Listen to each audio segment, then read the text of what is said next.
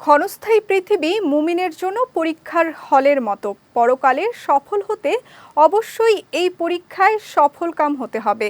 এরপরই মিলবে কাঙ্ক্ষিত জান্নাত। তবে ক্ষণস্থায়ী এই পৃথিবীতে আমরা অজান্তেই গুনার ভাগীদার হয়ে পড়ি। কিন্তু আমরা কি জানি নিজেদের অজান্তেই অনেক সময় আমরা কবিরা গুনার ভাগীদার হয়ে যাই?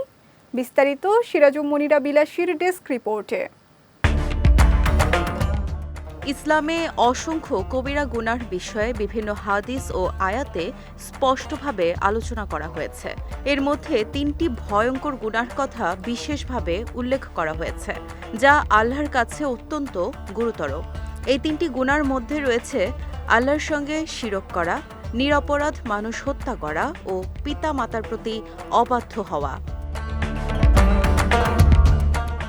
পবিত্র কোরআনে আল্লাহ তাআলা ইরশাদ করেছেন, জমিনের ওপর যা কিছু আছে আমি সেগুলোর শোভা বর্ধন করেছি, যাতে আমি মানুষকে পরীক্ষা করতে পারি যে আমলের ক্ষেত্রে কারা উত্তম।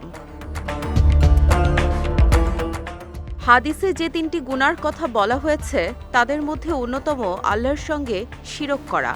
শিরক অর্থাৎ আল্লাহর সঙ্গে কাউকে শরিক করা ইসলামের সবচেয়ে বড় ও ভয়াবহ গুনাহ। কোরআনে আল্লাহ নিজেই শিরককে সবচেয়ে নিকৃষ্ট জুলুম বলে বর্ণনা করেছেন এবং বারবার শিরক থেকে দূরে থাকার নির্দেশ দিয়েছেন। আল্লাহ তাআলা সব গুনাহ ক্ষমা করলেও শিরক কখনোই ক্ষমা করবেন না। তিনি বলেছেন, নিঃসন্দেহে আল্লাহ তার সঙ্গে শিরক করা ক্ষমা করেন না। অন্য কোনো গুনাহ যাকে ইচ্ছা ক্ষমা করেন, আর যে আল্লাহর সঙ্গে শিরক করে সে মহাপাপ করে। দ্বিতীয়ত, নিরপরাধ মানুষ হত্যা করা। ইসলামে নিরপরাধ মানুষ হত্যা করা একটি ভয়াবহ অপরাধ।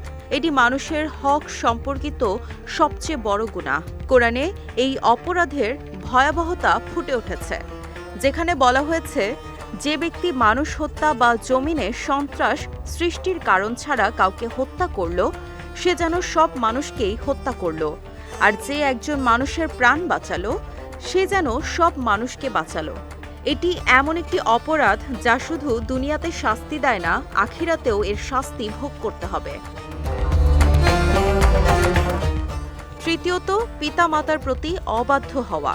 পিতামাতার প্রতি সদাচরণ এবং তাদের সম্মান করা ইসলামের অন্যতম গুরুত্বপূর্ণ বিষয়।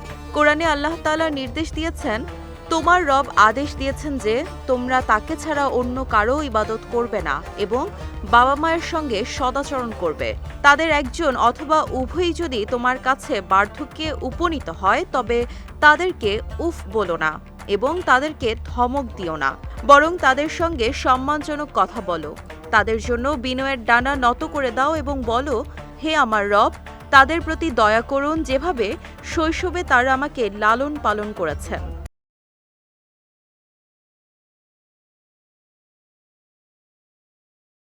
এই 3টি গুনাহ ইসলামে বিশেষভাবে উল্লিখিত, যা মুসলিমদের জন্য পরিত্যাগ করা অত্যন্ত জরুরি।